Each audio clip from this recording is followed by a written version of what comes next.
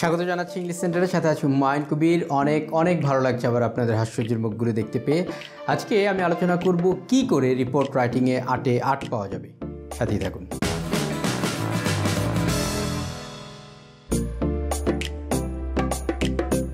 প্রথম প্রশ্ন হচ্ছে 8-এ 8 পাওয়া সম্ভব কিনা। এহসানুল হক মিলন যখন প্রথমবার শিক্ষা প্রতিমন্ত্রী হলেন তখন তিনি একটি প্রশ্ন করেছিলেন, গণিতে যদি 10-এ 10 পাওয়া সম্ভব হয় তাহলে বাংলা বা ইংরেজিতে সেটা কেন সম্ভব নয়।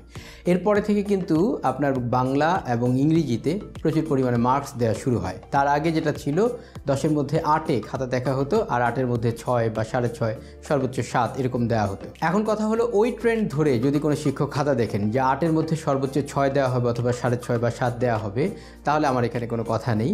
কিন্তু বর্তমানে যে ট্রেন্ড সেটা হচ্ছে ভালো হলে আপনাকে পূর্ণাঙ্গ মার্কস দিতে হবে। যদি সেটা হয় সেক্ষেত্রে আপনি 8-এ 8 পাবেন। তাহলে চলুন এক নজরে একটি পুরো রিপোর্ট আগে দেখা যাক, তারপরে আমি প্রত্যেকটি ধাপ ধরে ধরে ব্যাখ্যা করব। প্রথমে একটি রিপোর্টে একটি হেডলাইন লিখতে হয়, তারপর একটি সাব হেডলাইন লিখতে হয়। সাধারণত বিবিসি এটা সবসময় ফলো করে থাকে, তবে অন্যান্য নিউজ পেপারগুলো এটা মাঝে মাঝে ফলো করে, মাঝে মাঝে বাদ দেয়। এরপর একটি বাইলাইন অথবা প্লেস লাইন লিখতে হয়। অবশ্য বিবিসি এই বাইলাইন বা প্লেস লাইনটি লেখে না, তবে আমাদের দেশের পত্রিকা যেমন ধরুন ডেইলি স্টার এটা ফলো করে থাকে। তারপর একটি লিড অথবা ইন্ট্রোডাকশন লিখতে হয়। এরপরে লিখতে হয় বডি। বডিতে সাধারণত কোটেশন ব্যবহার করা হয় এবং কোটেশনের সোর্স আপনাকে উল্লেখ করতে হবে। এই হচ্ছে একটি রিপোর্ট আমরা এক নজরে দেখলাম। এবার চলুন আমরা ডিটেল আলোচনায় যাই। এবার চলুন হেডলাইন কি করে লিখতে হয় সেটা নিয়ে আলাপ করা যাক। Your headline should be accurate, clear and easy to understand. Use keywords from the story and keep it straight and plain. Use active and short action verbs in your headline. The headline should accurately lead readers to what the report is about. অর্থাৎ হেডলাইনটা খুবই straight forward এবং আপনার subject related হবে। সেখানে অতিরঞ্জিত করে কোনো কিছু বলা যাবে না। আবার যেটা আপনি আলোচনা করবেন না সেরকম কোনো হেডলাইনও জাস্ট কাটতির জন্য ব্যবহার করা যাবে না। The headline should be attention grabbing or eye catching but not exaggerated or misleading. Capitalize the first word of the headline and any proper nouns after that. অর্থাৎ হেডলাইনের প্রথম যে লেটারটা হবে সেটা হবে বড় হাতের আর বাকি যা আছে সবগুলো হবে ছোট হাতের। যদি শুধু প্রপার নাউন আসে তাহলে সেটা যেখানেই হোক বড় হাতের হবে। তবে এখানে বলে রাখা ভালো, এটা প্যারাগ্রাফ বা কম্পোজিশনের আপনার হেডলাইনের মতো নয়। রিপোর্টের হেডলাইনটা কিন্তু ভিন্নতর। If you are having trouble coming up with a headline, you might try writing it last instead. It may be easier to think of a headline after you have finished your article. অর্থাৎ headline প্রথমে লিখতে সমস্যা হলে আপনি হেডলাইনটা সবার পরে লিখুন। অর্থাৎ আপনার স্টোরিটা আগে বলা হয়ে যাক, এরপরে সেখান থেকে আপনি চুজ করতে পারবেন যে আপনার এখানে কোন ধরনের হেডলাইনটা মানানসই হয়। এবার চলুন হেডলাইনের একটি এক্সাম্পল দেখা যাক।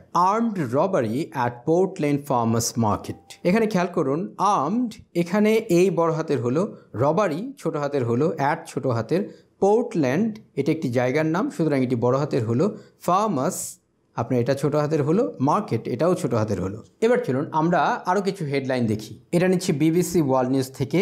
Kashmir, why India and Pakistan fight over it. এখানে দেখুন কাশ্মীর এটা শুরু হয়েছে তো বড় হাতের হবেই, ওয়াই এটা দেখুন কোলনের পরে সেজন্য বড় হাতের, ইন্ডিয়া এটা দেশের নাম সুতরাং এখানে বড় হাতের হবে, অ্যান্ড পাকিস্তান এটাও আপনার দেশের নাম সুতরাং বড় হাতের হবে, ফাইট এটা ছোট হাতের, ওভার ইট এই দুটোই হচ্ছে ছোট হাতের। এইটা নেওয়া হচ্ছে ডেইলি স্টার থেকে। India urges Pak to review decision to downgrade ties over Kashmir move. এখানে ইন্ডিয়া একটি দেশের নাম শুরুতে সুতরাং এটা বড় হাতের হবে, আর্জেস পাক মানে পাকিস্তান সুতরাং এখানে এটা বড় হাতের হবে, to review decision to downgrade ties over Kashmir move. তাহলে কাশ্মীর এটা হলো বড় হাতের কারণ এটাও দেশের নাম, সুতরাং বাকি যেগুলো আছে সবগুলো হলো ছোট হাতের। এটা বিবিসি ওয়ার্ল্ড নিউজ থেকে নেয়া। Kashmir dispute, UN deeply concerned over restrictions. এখানে দেখুন কাশ্মীর এটার কেই বড় হাতের, ডিসপিউট ছোট হাতের, ইউএন এটা তো বড় হাতের হবে কারণ এখানে ইউনাইটেড নেশন বোঝানো হচ্ছে, ডিপলি কনসার্নড ওভার রেস্ট্রিকশনস এখানে আর কোনো প্রপার নাউন নাই সেজন্য ছোট হাতের। 10 killed as train hits microbus. এখানে শুরুতে যেটা হবে সেটা বড় হাতে, এখানে সংখ্যা আছে সেজন্য বড় ছোট বোঝা যাচ্ছে না। কিলড ছোট হাতের, অ্যাজ ট্রেন হিটস মাইক্রোবাস এগুলো সবই হচ্ছে ছোট হাতের। হেডলাইনটা যাতে অবশ্যই আই ক্যাচিং হয় অর্থাৎ দৃষ্টিনন্দন না হলে আপনার রিপোর্ট কেউ পড়বে না। সুতরাং পুরো রিপোর্ট যতটা গুরুত্বপূর্ণ তার থেকে বেশি গুরুত্বপূর্ণ হচ্ছে আপনার হেডলাইন, কারণ হেডলাইন যদি আকর্ষণীয় না হয় আপনার রিপোর্ট কেউ পড়বে না। সুতরাং হেডলাইন যত আকর্ষণীয় করা যায়, তবে হেডলাইন আকর্ষণীয় করতে যেয়ে এখানে কোনো মিথ্যা ইনফরমেশন দেওয়া যাবে না। হেডলাইনের পরপর আরেকটি সাব হেডলাইন ব্যবহার করা হয়ে থাকে বর্তমানে। সাধারণত বিবিসি তার প্রত্যেকটা রিপোর্টই হেডলাইনের পর একটি সাব হেডলাইন ব্যবহার করে, তবে ডেইলি স্টার কোনো কোনো জায়গায় ব্যবহার করে, কোনো কোনো জায়গায় ব্যবহার করে না। এই সাব হেডলাইনটা আপনার সেন্টেন্স আকারেও হতে পারে, আবার ফ্রেজ আকারেও হতে পারে। যেমন ধরুন এই রিপোর্টটাতে দেখুন, bride groom among dead in Sirajganj, level crossing was unmanned.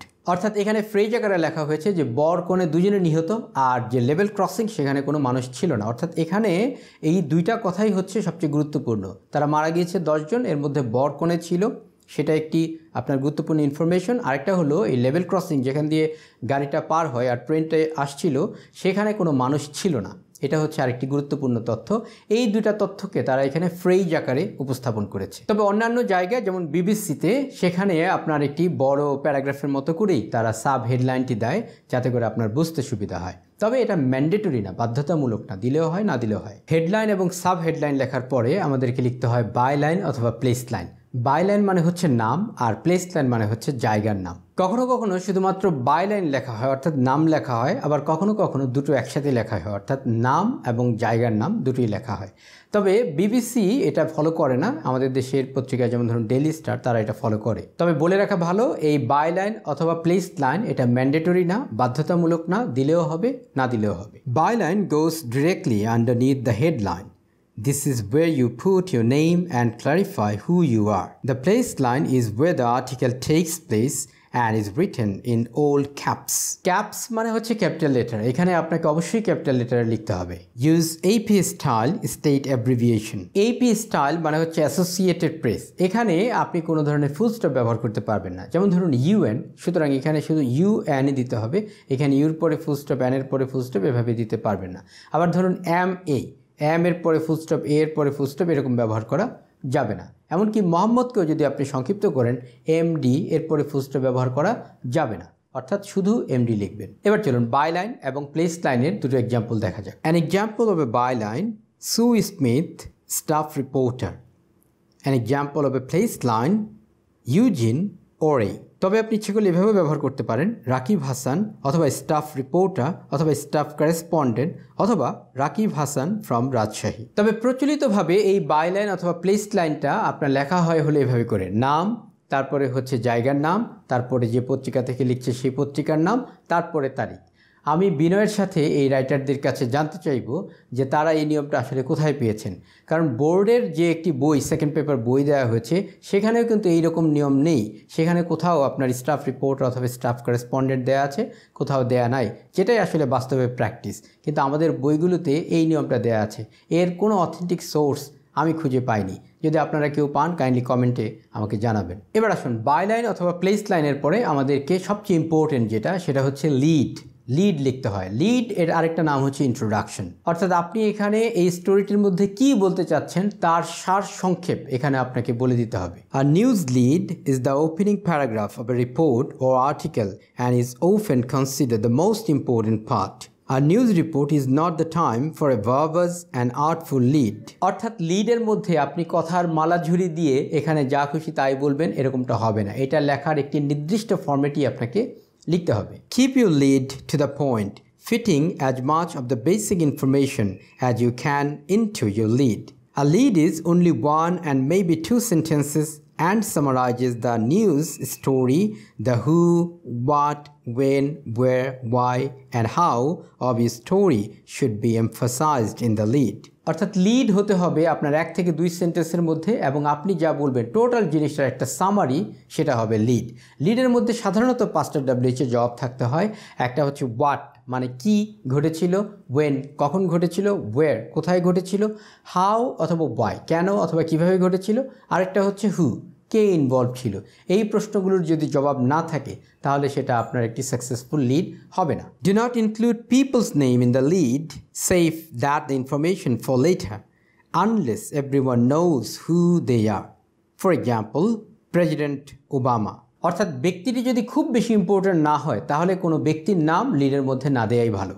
আর যদি ব্যক্তিটি খুব ইম্পর্টেন্ট হয়, সকলের পরিচিত হয়, তাহলে তার নাম আপনি ইচ্ছে করলে ব্যবহার করতে পারেন। এবার চলুন আমরা লিডের একটি এক্সাম্পল দেখি। A Seattle man was caught selling a stolen cars at his auto shop on Tuesday when a police officer posed as a customer. এবার চলুন ডেইলি স্টার থেকে আমরা একটা লিড বোঝার চেষ্টা করি এবং আমরা মূল্যায়ন করার চেষ্টা করি লিডটা সাকসেসফুলি লেখা হয়েছে কিনা। A newly married couple and at least 8 others of the bridal party were killed when a Dhaka-bound train rammed their microbus at an unmanned level crossing in Sirajganj Ullapara উপজেলা yesterday evening. এখন চলুন আমরা মূল্যায়ন করি এই রিপোর্টের লিডটা ঠিকভাবে লেখা হয়েছে কিনা। রিপোর্টের লিডে 5টা WH এর জবাব থাকবে। প্রথম কথা হচ্ছে হোয়াট, কি ঘটেছিল? একটি অ্যাক্সিডেন্ট ঘটেছিল, সেটি হচ্ছে একটি ট্রেনের সাথে বাসের একটি ধাক্কাতে 10 জন মানুষের মৃত্যু হয়েছে। তার মানে এখানে কি ঘটেছিল? একটি অ্যাক্সিডেন্ট বা দুর্ঘটনা হয়েছিল। কখন ঘটেছিল? বলেছে যে yesterday হয়েছিল, গতকালকে হয়েছিল। কোথায় ঘটেছিল? এটা ঘটেছিল আপনার সিরাজগঞ্জের উল্লাপাড়া উপজেলায়। আর কেন ঘটেছিল? একটি ঢাকা বাউন্ড ট্রেন যখন আসছিল তখন সেখানে ওই লেভেল ক্রসিংয়ে কোনো মানুষ ছিল না, যে কারণে এটা আপনার ধাক্কা খেয়ে এই দুর্ঘটনাটা ঘটে। আর হু এর সাথে কে ইনভলভ ছিল? এর সাথে ছিল আপনার বর, কনে এবং তাদের সাথে আরও 8 জন মানুষ ছিল। অর্থাৎ এটি একটি সাকসেসফুল লিড হলো যেখানে 5টা WH-এরই জবাব রয়েছে।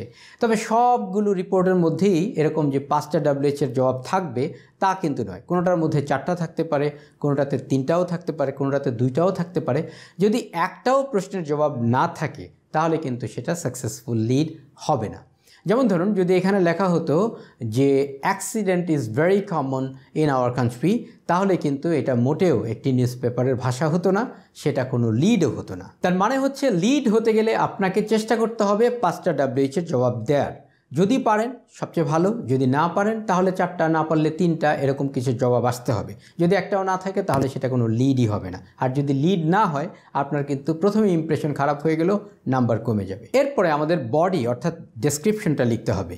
This is going to consist of the facts but more detailed and specific than in your lead. Use the information you collected and gathered at the scene and in interviews. Write your report in third person and from the neutral perspective. Make sure your story conveys information, not an opinion.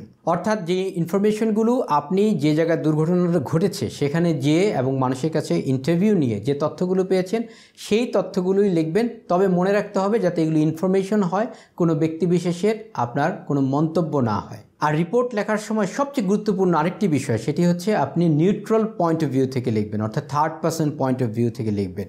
কখনোই বলবেন না যে আমি মনে করি বা আমি দেখেছি, এরকম কোনো কথা লেখা যাবে না। তারা মনে করে বা জনগণ মনে করে অথবা স্থানীয়রা মনে করে, এরকমভাবে আপনার third person point of view থেকে রিপোর্টটা লিখতে হবে। এবার বডির মধ্যে আপনাকে কোটেশন ব্যবহার করতে হবে। আর যে সমস্ত ব্যক্তির আপনি কোটেশন ব্যবহার করবেন তাদের নাম এবং ডেজিগনেশন অবশ্যই উল্লেখ করতে হবে। Quotes can be included in your news report to convey information. Always introduce who you are quoting followed by the exact words that they said. Use their full name the first time you mention them, then only use their last name. Daily Star এর এই রিপোর্টটি থেকেই আমরা একটি আপনার quotation দেখতে পারি। The accident happened when Mahmoud Rajan was returning to his home in Chargania village with his newly wedded wife and his relatives.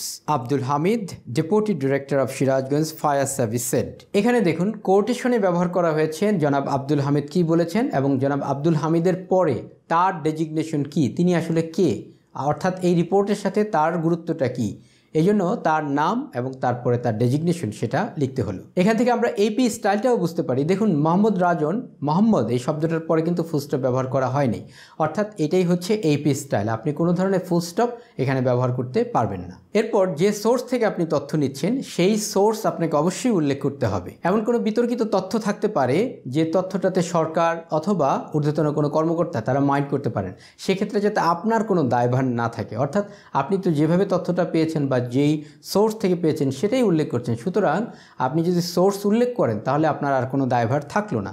সেটা হলো সেই সংস্থার বা যে সোর্স থেকে আপনি নিচ্ছেন তাদের দায়ভার।